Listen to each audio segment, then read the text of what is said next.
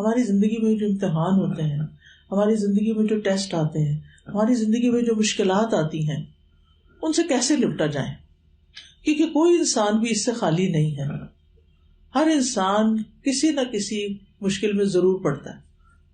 اور پھر آپ نے دیکھا ہوگا کہ ایک مشکل میں پڑا، وہاں سے نکلا، آگے ایک اور آگئی، پھر آگے ایک اور آگئی، اور اس وقت یوں لگتا ہے کہ جیسے ساری دنیا سے زیادہ ہم پر ہی کو مصیبت آ ٹوٹی. حالانکہ اگر ہم دوسروں کی بات سنیں تو بعض اوقات لگتا ہے کہ بھئی ان کی پریشانی تو مجھ سے بھی کہیں زیادہ ہے.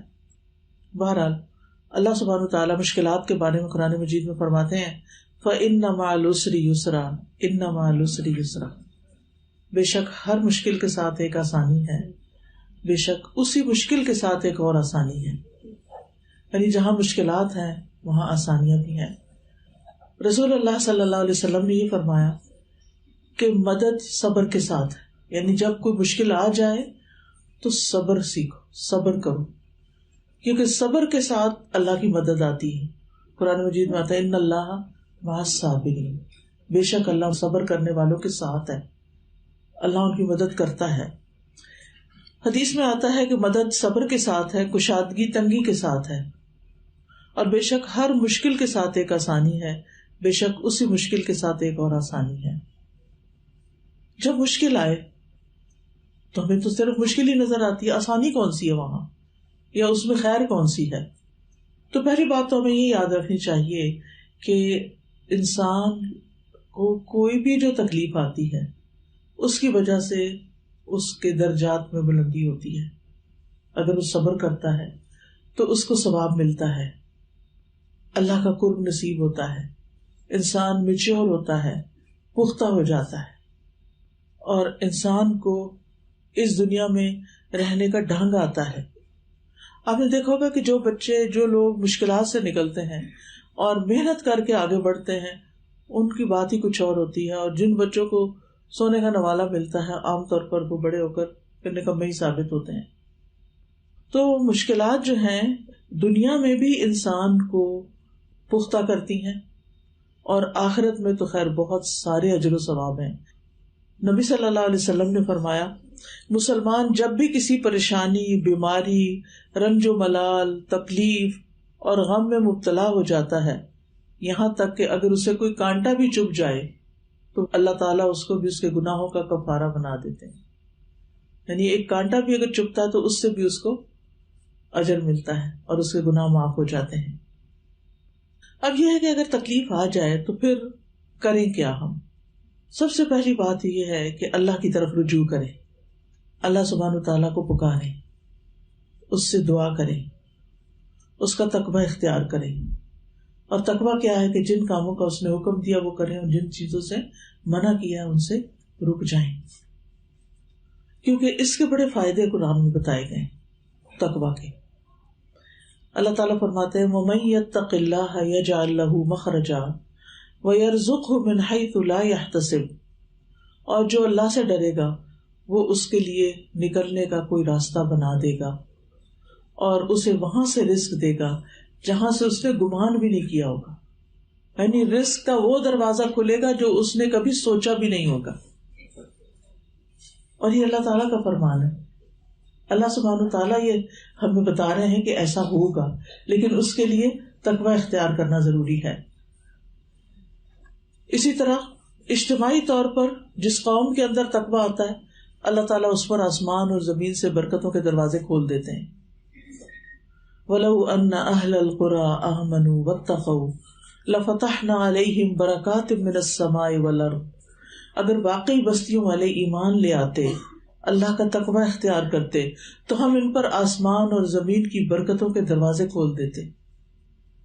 آج آپ دیکھیں کہ ہمارا ملک جو ہے وہ کافی پریشانی کا شکار ہے، لوگ کافی مشکلات میں گھرے ہوئے ہیں، اور کسی کو بھی سمجھ نہیں آتا کہ ہم کیا کریں، کس طرف جائیں. ایسے میں صرف مشکلات کا تذکرہ کرتے رہنے سے مشکلات نہیں حل ہوتی. مشکلات میں قومی طور پر، اجتماعی طور پر سب کو مل کر اللہ کی طرف رجوع کرنے کی ضرورت ہے. اللہ تعالیٰ سے اپنے گناہوں کی معافی مانگنے کی ضرورت ہے، اللہ کو راضی کرنے کی ضرورت ہے. جو مظلوم اور محروم طبقات ہیں ان کا خیال رکھنے کی ضرورت ہے. پھر اسی طرح دوسری چیز اللہ سے دعا کرنا، اللہ سبحانہ و تعالیٰ کے آگے گڑ گڑانا، نماز پڑھنا، اور خاص طور پر رات کی نماز یعنی تہجد. تہجد جو ہے وہ دعاؤں کی قبولیت کا وقت ہوتا ہے، اور اس وقت جو مانگا جاتا ہے وہ قبول ہوتا ہے. نبی صلی اللہ علیہ وسلم نے فرمایا آدھی رات کو آسمان کے دروازے کھول دیے جاتے ہیں اور ایک پکارنے والا پکارتا ہے کوئی دعا کرنے والا کہ اس کی دعا قبول کی جائے، ہے کوئی مانگنے والا کہ اسے دیا جائے، ہے کوئی مصیبت زدہ کہ اس کی مصیبت اس سے دور کر دی جائے. پھر جو مسلمان اس وقت دعا کرتا ہے یعنی آدھی رات کے بعد، تو اللہ عز و جل اس کی دعا کو قبول کرتے ہیں، سوائے زانیہ عورت کے جو اپنی شرمگاہ کے ذریعے کمائی کرتی ہے، یعنی زنا کے ذریعے کمائی کرتی ہے، اس کی پکار نہیں قبول ہوتی. پھر اسی طرح دوسروں کی مصیبت دور کرنا، یعنی اگر انسان کے اوپر کوئی تکلیف آئی ہے تو وہ بیٹھا نہ رہے، غم نہ مناتا رہے، ڈپریشن میں نہ جائے، بلکہ اٹھ کے باہر نکلے، دیکھے اور کس حال میں ہے، ہسپتال کا وزٹ کر لے، جا کے بیماروں کو دوائی لے کے دے، ان کے کسی آپریشن کا بندوبست کرے، ان کی کسی مشکل کو آسان کرے، غریبوں کی کسی بستی میں نکل جائے. آپ دیکھیں کہ مہاتما بدھ جو تھا وہ کیوں نکل آیا تھا اپنے سارے عیش و عشرت سے، آرام سے.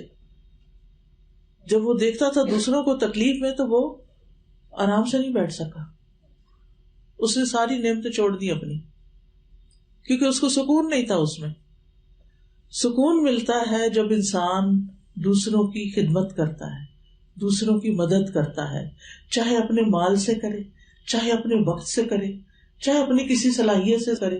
جو آپ کو آتا ہے آپ اوروں کو سکھا دیں، جو لوگوں کے پاس نہیں ہے ان تک پہنچا دیں. ہو سکتا ہے کسی کو راشن کی ضرورت ہو، کسی کو کپڑے کی ضرورت ہو، کسی کو دوائی کی ضرورت ہو، کوئی پتہ نہیں کہاں تڑپتا محتاج بیٹھا ہو، اور ہم اپنے گھر میں بیٹھے ہیں، صرف غم کر رہے ہیں، دکھ کر رہے ہیں، پریشانی کر رہے ہیں کہ ہماری مشکل آسان نہیں ہو رہی. تو اس لیے بہت ضروری ہے کہ اگر ہم چاہتے ہیں کہ ہماری مصیبت دور ہو، ہماری تکلیف دور ہو، تو پھر ہمیں مصیبت زدہ لوگوں کی تکلیفیں دور کرنی چاہیے. نبی صلی اللہ علیہ وسلم نے فرمایا جو شخص کسی مسلمان کی دنیاوی تکلیفوں میں سے کوئی تکلیف دور کرے گا تو اللہ قیامت کی تکلیفوں میں سے اس کی کوئی تکلیف دور کر دے گا.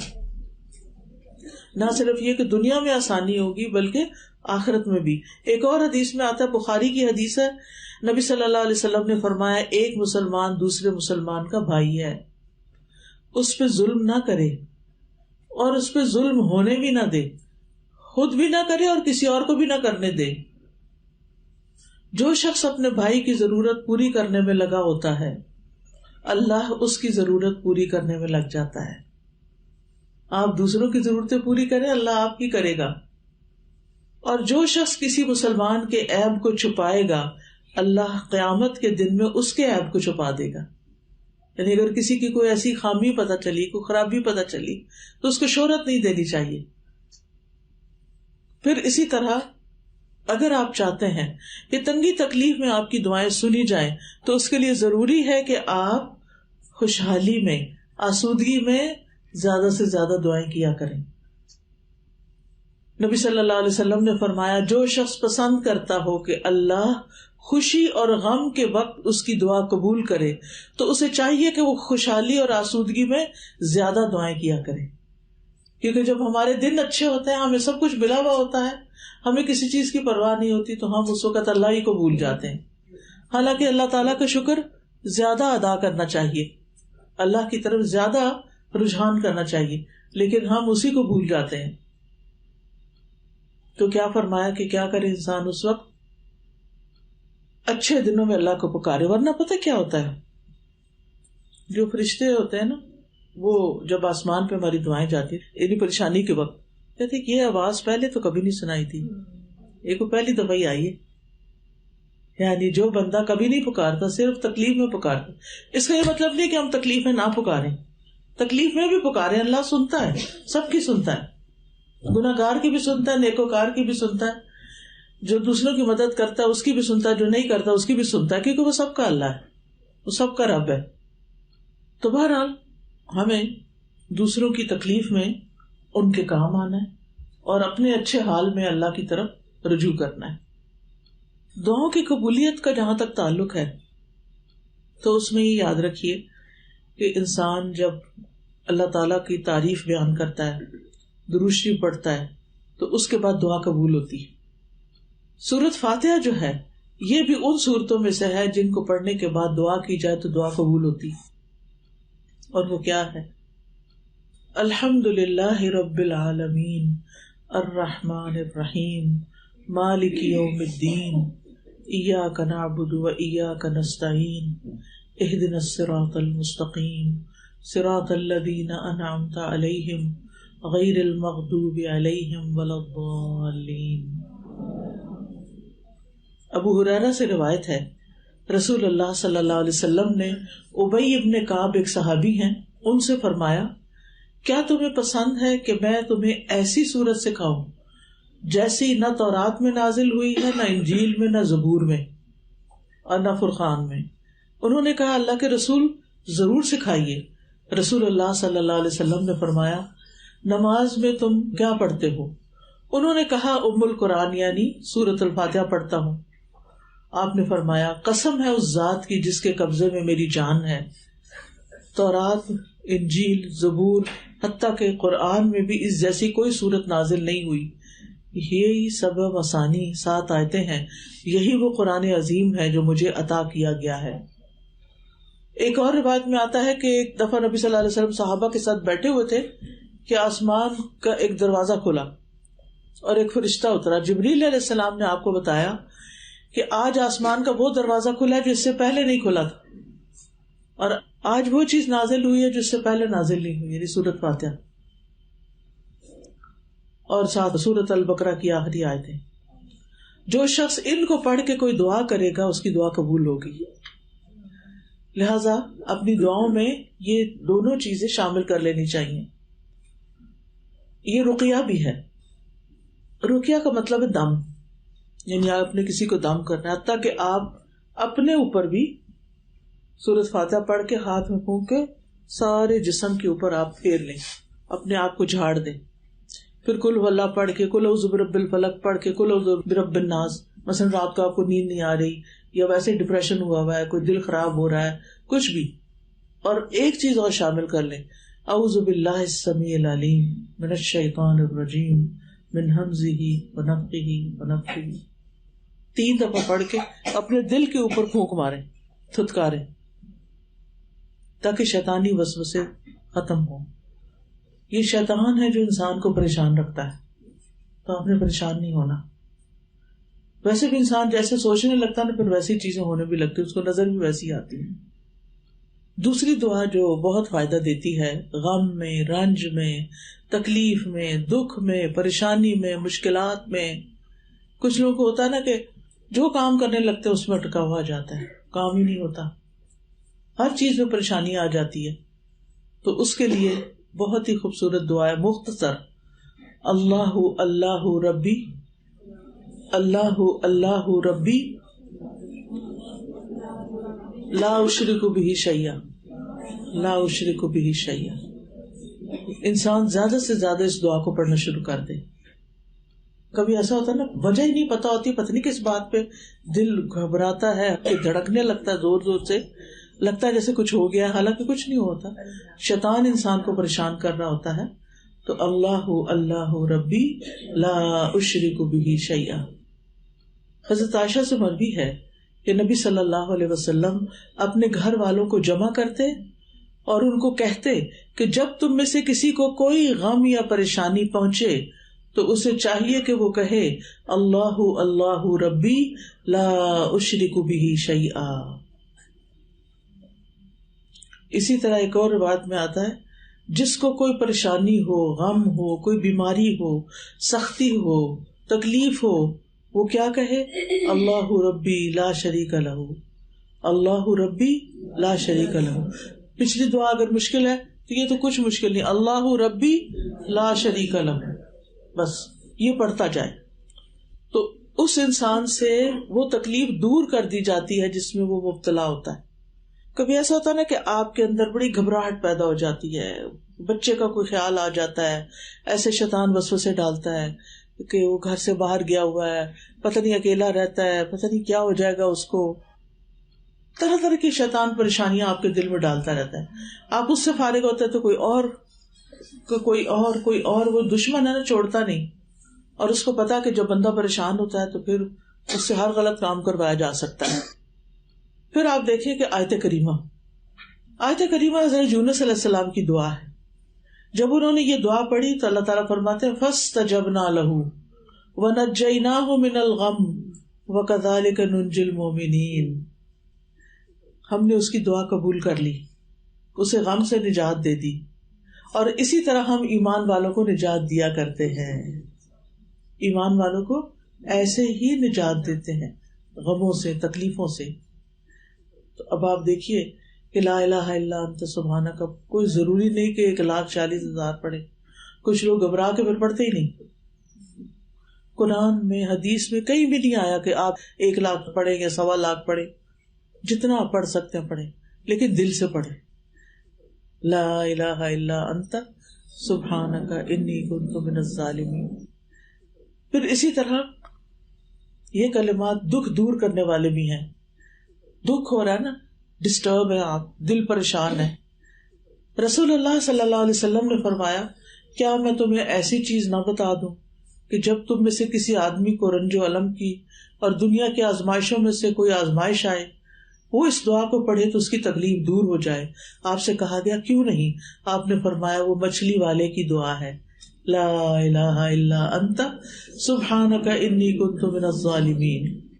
پھر اسی طرح حسبنا اللہ و نعم الوکیل نعم المولا و نعم النصیر. حسبنا اللہ و نعم الوکیل نعم المولا و نعم النصیر. مشکل وقت میں، تکلیف اور گھبراہٹ کے وقت میں اگر آپ اس کو پڑھیں گے تو آپ کا ایمان بڑھ جائے گا. اسی طرح بعض اوقات آپ کو اچانک خبر سنتے ہیں اور آپ کا دل گھبرا اٹھتا ہے کہ پتہ نہیں اب کیا ہو جائے گا، آپ نروس ہو جاتے ہیں. تو اس وقت حسبی اللہ لا الہ الا هو علیہ توکلت وہو رب العرش العظیم. صبح شام ویسے بھی اگر آپ پڑھیں نا 7 دفعہ، حدیث میں آتا ہے کہ یہ ساری مشکلوں کو کفایت کرتی ہے. جب حضرت ابراہیم علیہ السلام کو آگ میں ڈالا گیا تھا تو اس وقت انہوں نے یہی کلمات پڑھے تھے، حسبی اللہ، حسبنا اللہ و نعم الوکیل، اللہ کافی ہے. اسی طرح لا حول ولا قوت الا باللہ العلی العظیم. گھبراہٹ شروع ہو ادھر سے پڑھنا شروع کر دیں، لا حول ولا قوت الا باللہ العلی العظیم.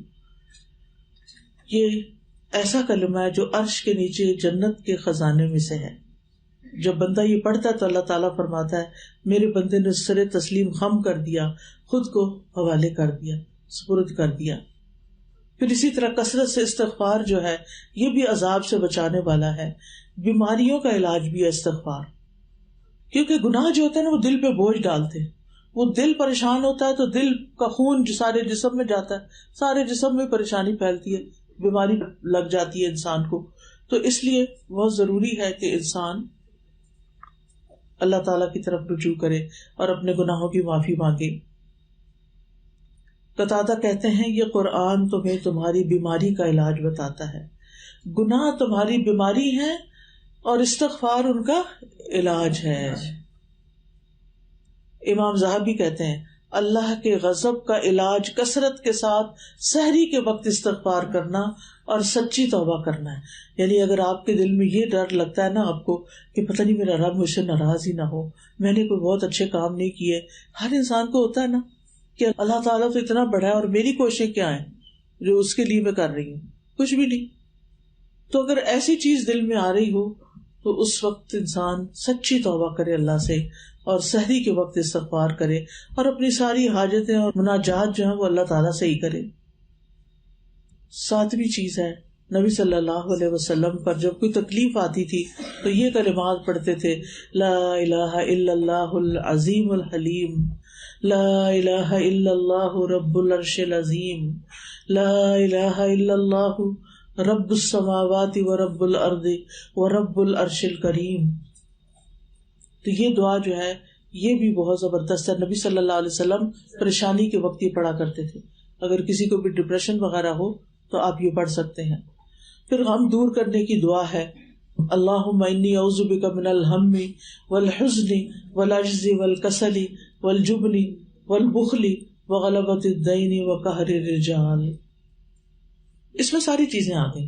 اللہ میں پناہ مانگتا ہوں ہم اور غم, عاجزی, سستی, بخل, بزدلی, قرض داری اور ظالم کے اپنے اوپر غلبے سے, کہ اللہ ہماری زندگی سے یہ ساری چیزیں نکال دے.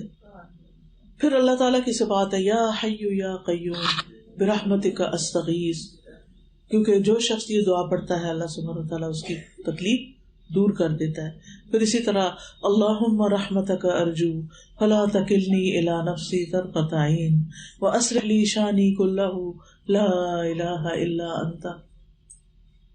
اور پھر جو بیمار ہو, قریب ہو, اس کو آپ خود بھی دم کریں.